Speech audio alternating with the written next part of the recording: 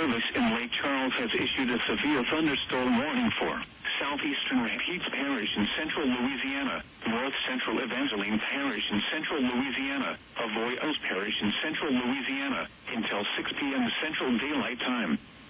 At 4:56 p.m. Central Daylight Time, a severe thunderstorm was located over Cheneyville, moving east at 40 miles per hour.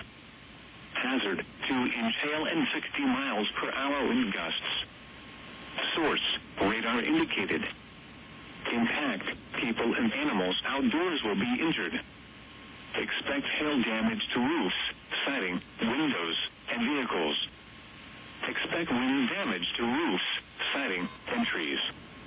Locations impacted include Marksville, Bunkie, Summersport, Moreville, Cheneyville, Bordelandville, Cottonport, Monshire, Lecomte, Hesmer, Evergreen, Plottsville, Echo, Bouillette, Lake Ophelia National Wildlife Refuge, Big Bend, DuPont, and Hamburg.